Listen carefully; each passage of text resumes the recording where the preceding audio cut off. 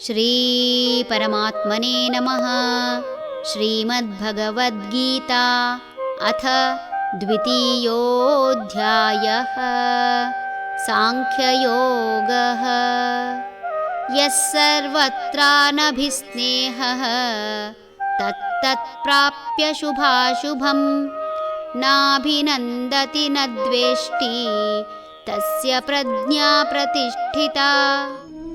ಯಾರು ಎಲ್ಲ ಪರಿಸ್ಥಿತಿಗಳಲ್ಲೂ ಸಮಭಾವದಿಂದ ಇದ್ದು ಸುಖ ಬಂದಾಗ ಹಿಗ್ಗದೆ ದುಃಖ ಬಂದಾಗ ಕುಗ್ಗದಿರುವನೋ ಅವನ ಜ್ಞಾನ ದೃಢವಾಗಿರುತ್ತದೆ.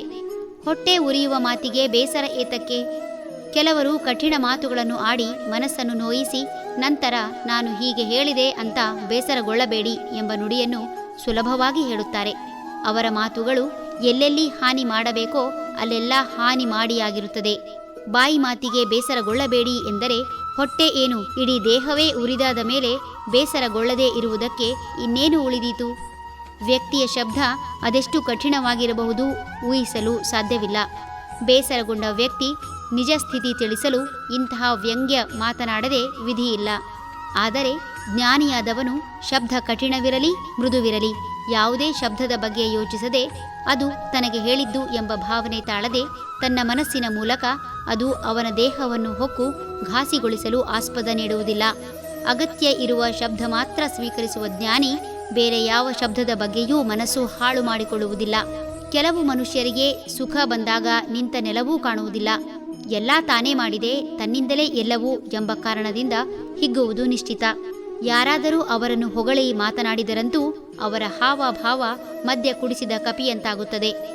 ಒಮ್ಮೆಲೇ ಐಶ್ವರ್ಯ ಬಂದರಂತೂ ಅದನ್ನು ತೋರಿಸುವ ನೆಪದಲ್ಲಿ ಅದೆಷ್ಟೋ ಜನರನ್ನು ಅಣಕಿಸಿ ತನ್ನನ್ನು ಬಿಟ್ಟು ಮಿಕ್ಕವರೆಲ್ಲರೂ ನಿಷ್ಪ್ರಯೋಜಕರು ಎಂಬ ಭಾವದಿಂದ ವ್ಯವಹರಿಸುತ್ತಾರೆ.